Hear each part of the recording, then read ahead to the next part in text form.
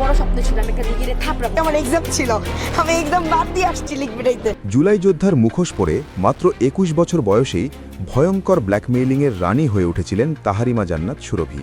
নিজেকে জুলাই যোদ্ধা হিসেবে দাবি করা তাহারিমা গুলশান বাড্ডার বাঘা বাঘা ব্যবসায়ীদের টার্গেট করে ইতিমধ্যে হাতিয়ে নিয়েছেন প্রায় ৫০ কোটি টাকা। ভাবা যায় মাত্র ২১ বছর বয়সে একটি মেয়ে কতটা ধুরন্ধর হলে এমন ভয়াবহ প্রতারণার ফাঁদ পাততে পারে। কিভাবে নিজের ফেস ভ্যালুকে কাজে লাগিয়ে তথাকথিত এই জুলাই যোদ্ধা দিনের পর দিন তার অপকর্ম চালিয়ে গেছে, সে সকল গোপন তথ্য আমাদের আজকের এই বিশেষ প্রতিবেদনে ফাঁস করা হবে। ঘটনাটি ঘটে ২৪ ডিসেম্বর বুধবার দিবাগত রাতে। ঘড়ির কাঁটায় তখন রাত ১২টা। গাজীপুরের টঙ্গী পূর্ব থানার গোপালপুর টেকপাড়া এলাকায় যৌথ বাহিনীর একটি বিশেষ দল উপস্থিত হয়। তাদের লক্ষ্য ছিল সেলিম মিয়ার বাড়ি। যৌথ বাহিনীর এই অভিযানের কথা এলাকার মানুষ বা ওই বাড়ির কেউ আগে থেকে আজ করতে পারেনি। আইন শৃঙ্খলা রক্ষাকারী বাহিনী যখন ঘরে প্রবেশ করে তখন গভীর ঘুমে আচ্ছন্ন ছিলেন সামাজিক যোগাযোগ মাধ্যমের আলোচিত মুখ তাহারিমা জান্নাত। তিনি হয়তো স্বপ্নেও ভাবেননি যে তার অপকর্মের দিন শেষ হয়ে এসেছে। যৌথ বাহিনীর সদস্যরা তাকে সোজা মশারির ভেতর থেকে আটক করে। ঘুমের ঘোর কাটার আগেই তাকে একরকম টানা হেচড়া করে বিছানা থেকে নামানো হয়। যেই মেয়েটি ফেসবুকে লাইভে এসে বড় বড় হুঙ্কার দিতেন, তাকে গ্রেফতারের সময় একেবারে অসহায় দেখাচ্ছিল। যৌথ বাহিনীর এই অভিযানে তাকে কোনো প্রকার ছাড় দেওয়া হয়নি। রীতিমতো তাকে বাড়ি থেকে বের করে সোজা থানায় নিয়ে যাওয়া হয়। অনেকের মনেই প্রশ্ন জাগছে, কেন মাঝরাতে তাকে এভাবে মশারির ভেতর থেকে তুলে আনা হলো? কি এমন অপরাধ করেছেন এই ভাইরাল তরুণী? খোঁজ নিয়ে জানা গেছে, কালিয়াকৈর থানায় নায়েমুর রহমান দুর্জয় নামের এক যুবক তার বিরুদ্ধে একটি অত্যন্ত গুরুতর মামলা দায়ের করেছিলেন। সেই মামলায় তাহারিমার বিরুদ্ধে আগে থেকেই গ্রেফতারি পরোয়ানা বা ওয়ারেন্ট জারি ছিল। মামলার অভিযোগগুলো শুনলে যে কারো চোখ কপালে উঠতে বাধ্য।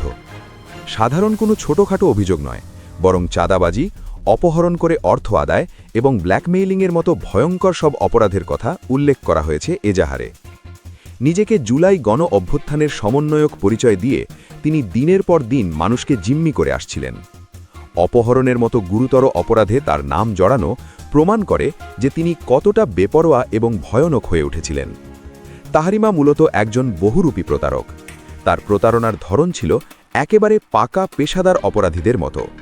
তিনি খুব ভালো করেই জানতেন কিভাবে জুলাই আন্দোলনের সেন্টিমেন্ট বা আবেগকে কাজে লাগিয়ে নিজের পকেট ভারী করা যায়। এবার তদন্তে বেরিয়ে এসেছে তার মুখোশের আড়ালের আসল কুৎসিত চেহারা। গুলশান ও বাড্ডা এলাকার ধনী ব্যবসায়ীরা ছিল তার প্রধান টার্গেট। গত বছরের জুলাই আগস্ট আন্দোলনের সময় ওইসব এলাকায় যেসব হত্যা মামলা হয়েছিল সেগুলোকে পুঁজি করেই তিনি তার ব্ল্যাকমেইলিং ব্যবসা ফেদে বসেন। মানুষের ভয়ের সুযোগ নেওয়াই ছিল তার প্রধান কৌশল। তার এই প্রতারণা চক্রের কাজ ছিল খুবই সুকৌশলী ও ঠান্ডা মাথার। প্রথমে তিনি তার ভাইরাল পরিচিতি কাজে লাগিয়ে সমাজের প্রভাবশালী ও বিত্তবান ব্যক্তিদের সাথে সখ্যতা গড়ে তুলতেন।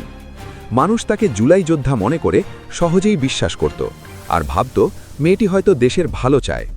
আর এই বিশ্বাসের সুযোগ নিয়েই তাহারিমা শুরু করতেন তার আসল খেলা। একবার যোগাযোগ তৈরি হয়ে গেলে তিনি রূপ পাল্টে ফেলতেন। ব্যবসায়ীদের ভয় দেখাতেন যে তাদের নাম হত্যা মামলার তালিকায় ঢুকিয়ে দেওয়া হবে। পুলিশি হয়রানি আর জেল খাটার ভয় দেখিয়ে তিনি তাদের মানসিকভাবে দুর্বল করে ফেলতেন। গ্রেফতারের ভয় আর সামাজিক সম্মানহানির আতঙ্ক সৃষ্টি করে তিনি দাবি করতেন মোটা অঙ্কের টাকা। তিনি বলতেন টাকা দিলে তিনি সব মিটমাট করে দেবেন, আর টাকা না দিলে মামলার আসামি হতে হবে।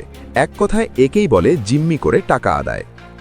মামলার ভয় দেখিয়ে তিনি একজন দুজন নয়, বরং অনেকের কাছ থেকেই কোটি কোটি টাকা হাতিয়েছেন বলে অভিযোগ পাওয়া গেছে। গুলশানের একজন বিশিষ্ট ব্যবসায়ীর কাছ থেকেই তিনি ভয় দেখিয়ে ধাপে ধাপে প্রায় ২.৫ কোটি টাকা আদায় করেছেন বলে অভিযোগ পাওয়া গেছে। চিন্তা করা যায় একজন সামান্য কলেজ ছাত্রী কিভাবে বাঘা বাঘা ব্যবসায়ীদের ঘোল খাইয়ে ছেড়েছে। তদন্ত সংশ্লিষ্টরা বলছেন সব মিলিয়ে তাহারিমার এই চক্রটি ব্ল্যাকমেইলিং আর চাঁদাবাজির মাধ্যমে প্রায় ৫০ কোটি টাকা হাতিয়ে নিয়েছে। ২১ বছর বয়সে ৫০ কোটি টাকার মালিক হওয়ার লোভ তাকে অন্ধ করে দিয়েছিল। এই বিশাল অঙ্কের টাকার হদিস পেতেই এখন তদন্ত জোরদার করা হয়েছে। তাহারিমার এই ইঁচড়ে পাকা স্বভাব আর ধৃষ্টতা একদিনে তৈরি হয়নি। সামাজিক যোগাযোগ মাধ্যমে তার উত্থানটাও ছিল বেশ নাটকীয়। ছাত্রলীগের নেতাকর্মীদের থাপ্পড় মারার তীব্র আকাঙ্ক্ষা প্রকাশ করা নিয়ে তার একটি ভিডিও প্রকাশিত হয়েছিল, যা রাতারাতি ভাইরাল হয়ে যায়। সেই ভিডিও তাকে আরও পরিচিতি এনে দেয়। কিন্তু এই পরিচিতিকে তিনি ভালো কাজে না লাগিয়ে ধান্দাবাজির হাতিয়ার হিসেবে ব্যবহার করতে শুরু করেন। অল্প বয়সে এই পরিমাণ চতুরতা আর মানুষের সাথে প্রতারণা করার সাহস তিনি কোথায় পেলেন তা নিয়ে জনমনে এখন নানা প্রশ্ন। তার কথাবার্তা ও চলাফেরা দেখলে মনে হতো যেন তিনি ধরাকে সরা জ্ঞান করছেন। তিনি কেবল ব্যবসায়ীদের জিম্মি করেই ক্ষান্ত হননি, বরং রাষ্ট্রের অত্যন্ত গুরুত্বপূর্ণ ব্যক্তিদের নিয়েও কুরুচিপূর্ণ মন্তব্য করতে দ্বিধা করেননি।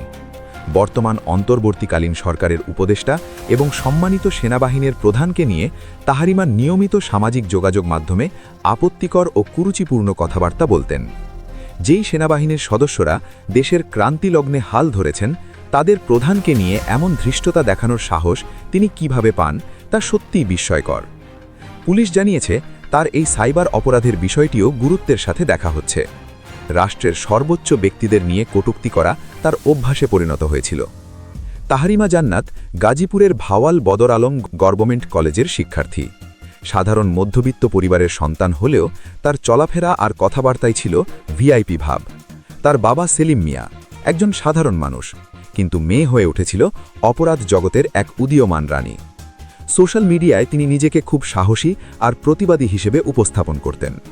বয়সে অনেক বড় রাজনীতিবিদ এবং প্রভাবশালী ব্যক্তিদের তিনি তুইতুকারি করে কথা বলতেন। এই অশালীন ভাষা আর আক্রমণাত্মক ভঙ্গি অনেককেই বিরক্ত করত, কিন্তু তথাকথিত ফেম তাকে বেপরোয়া করে তুলেছিল। তিনি মনে করতেন ভাইরাল হলে যা খুশি তাই করা যায় এবং কেউ তার কিছু করতে পারবে না। তাহারিমার চারিত্রিক আরেকটি দিক হল তার ভণ্ডামি আর কুমিরের কান্না। তিনি যখনই বুঝতেন যে তিনি বিপদে পড়েছেন বা কেউ তাকে পাল্টা হুমকি দিচ্ছে, তখনই তিনি লাইভে এসে কান্নাকাটি শুরু করতেন। চোখের পানি ফেলে তিনি মানুষের সহানুভূতি আদায়ের চেষ্টা করতেন। নিজেকে খুব অসহায় আর ভুক্তভোগী হিসেবে উপস্থাপন করতেন।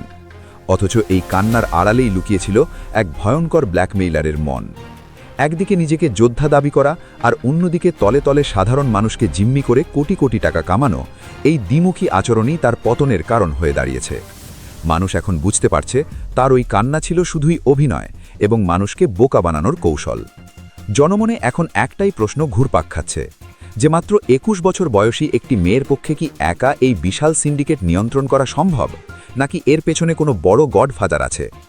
50 কোটি টাকার এই বাণিজ্য কি শুধুই তাহারিমার মস্তিষ্কের খেলা, নাকি এর ভাগ অন্য কেউও পেত, তা খতিয়ে দেখা দরকার।